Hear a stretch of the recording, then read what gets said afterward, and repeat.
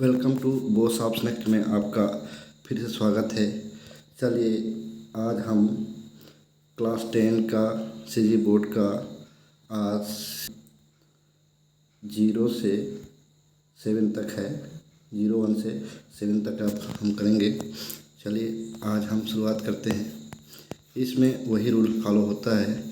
जैसे ही आप examination centre में पहुंचेंगे तो आपको क्वेश्चन पेपर मिलेगा। उसमें सबसे पहले रोल नंबर फिलअप करने के लिए बोला जाएगा। आप उसमें फिलअप करेंगे।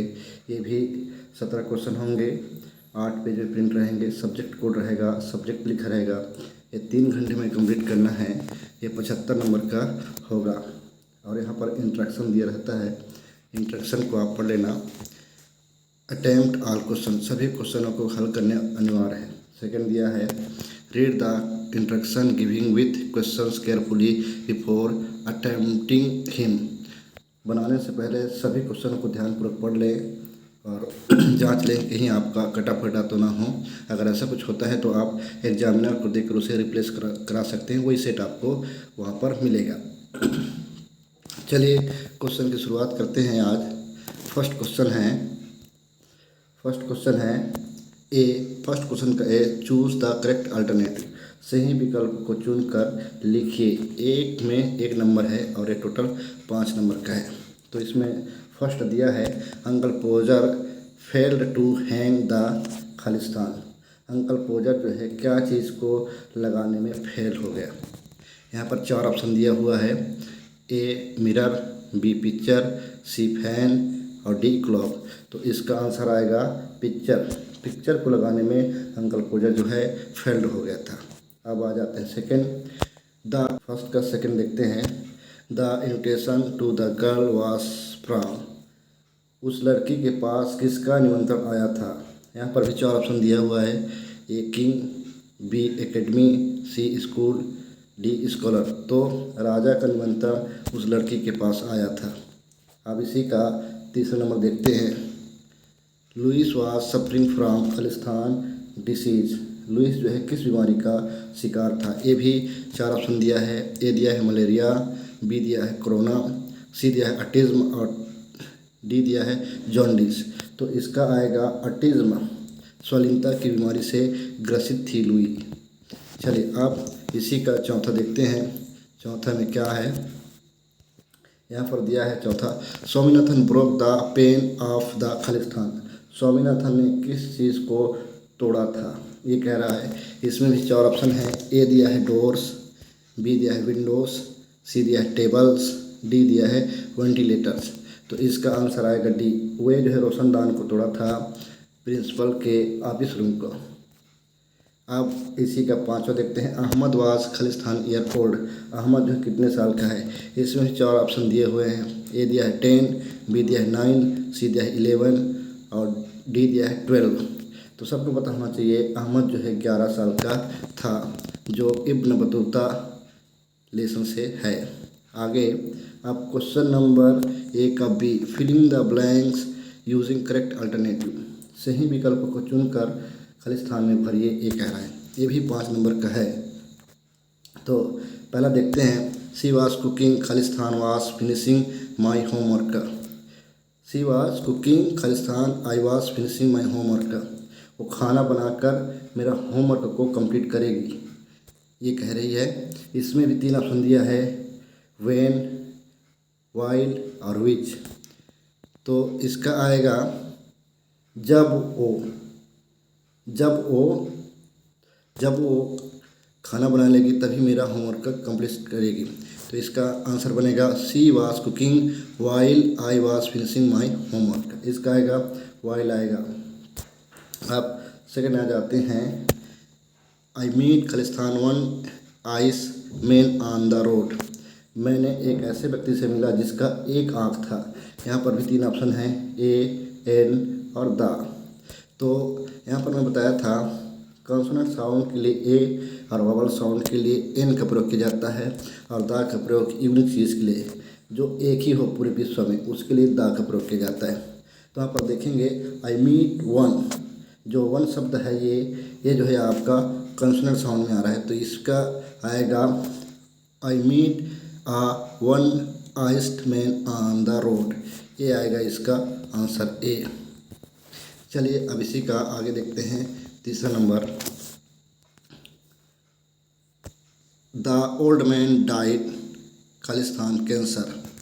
कैंसर से आदमी जो है आदमी का मृत्यु हो गया। यहाँ पर भी 3 ऑप्शन दिया है, ऑफ, फ्रॉम और विच। तो यहाँ पर आप का प्रयोग, ये जो तीसरे क्वेश्चन है उसमें आप का प्रयोग एकदम सुटेबल रहेगा। The old man died of cancer, तो इसका आंसर आएगा ऑफ। आप इसी का चौथा देखते हैं। The teacher was standing Khalistan the student. Teacher जो है विद्यार्थियों के बीच में खड़ा है, ये कह रहा है। इसमें भी 3 ऑप्शन है, बिटवीन, एमंग और ऑन। तो इसका है बिटवीन का उपयोग तो नहीं हो सकता। यहाँ पर एमंग जो है बीचे बीच, इसका आएगा बीचों बीच में, बच्चे जो है बच्चे के बीच बीच में खड़ा है, ये आएगा। तो इसका आएगा चौथे का among. The teacher was standing among the student. Teacher जो है बच्चों के बीच बीच में खड़ा है। अब 5 नंबर आ जाते हैं। The dog jump Khalistan the river. यहाँ पर 3 ऑप्शन दिया है, इन टू, ऑन और इन।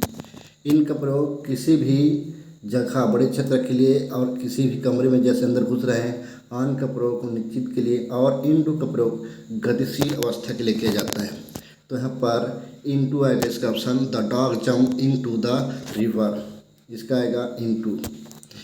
इसी तरह से ये कंप्लीट होता है। आगे क्वेश्चन नंबर ए का सी बहुत ही महत्वपूर्ण है ये।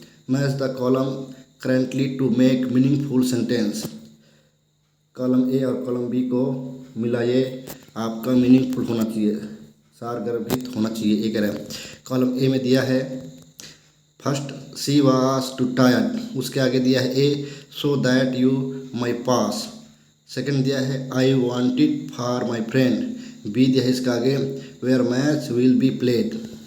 उसके बाद थर्ड दिया है वर्क हार्ड, इसका दिया C that she could not run.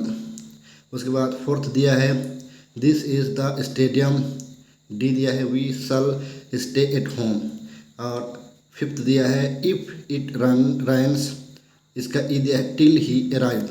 तो इसका आंसर रहेगा सी वॉज टायर्ड, वह थक चुका है।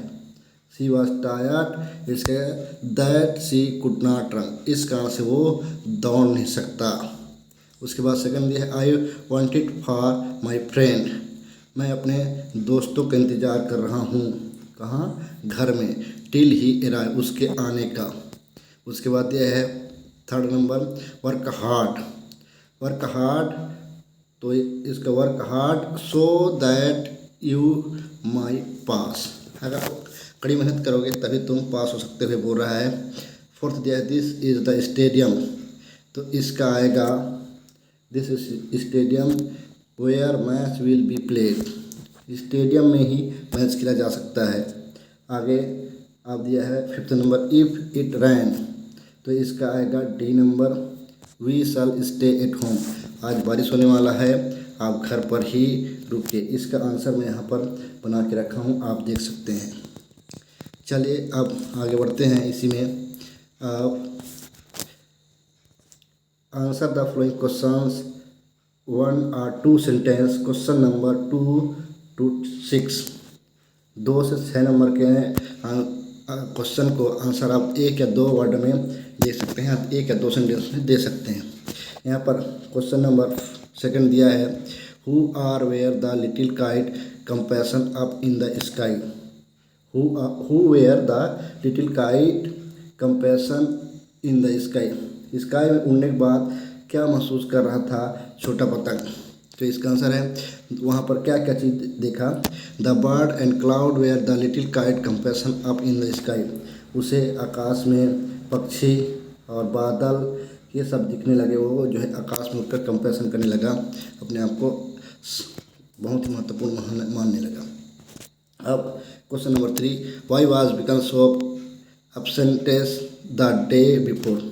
बिकन शॉप जो है कब अब्सेंट था और किस लिए अब्सेंट था, इसका कारण बताइए बोल रहा है। तो इसका आंसर आएगा Vikan shop was absent yesterday due to the dentist. Dentist के यहाँ जाने के कारण विकन साहब जो है अब्सेंट था, ये कह रहा है। अब question number 4, why does the poet say that. क्या चाहता है कवि। We all are the same, हम सभी लोग समान हैं। In the poem including all my friend, including all my friend से लिया गया है। तो इसका आंसर आएगा the poet say so because we all are human being. हम सब क्या हैं, मानव हो, चाहे वो किसी तरह के डिसेबल भी क्यों ना हो, किसी तरह से अपंग भी क्यों ना हो, या किसी तरह से बीमारी से ग्रसित क्यों ना हो, हम सब क्या हैं, एक बोले तो एक मानव की तरह हैं। आगे इसी में क्वेश्चन नंबर 5 देखते हैं। What is the speaker complain in about me. कवि जो है क्या शिकायत कर रहा है, अबाउट मी लेसन से है। तो कवि क्या कर रहे हैं, the speaker complain in the poem. Speaker जो है कंप्लेन कर रहा है, कवि जो है कंप्लेन कर रहा है इस लेसन में about me in that he is not now by any name thought he is kind and caring. मुझे कोई तो नाम दो, कुछ भी नाम दो और मुझे ध्यान दो, ऐसा बोल रहा है। चाहे कुछ भी नाम दो लेकिन मुझे भी किसी नाम से पुकारो, ये कह रहा है कवि। अब question number 6, what would Shumbha do if he come across wall gates and fences.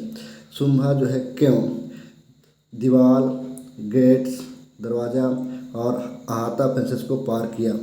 तो शुंभा जो है इसका आंसर है Shumbha could not huddle with bond and he could not see all these things when he come across all gates and fences।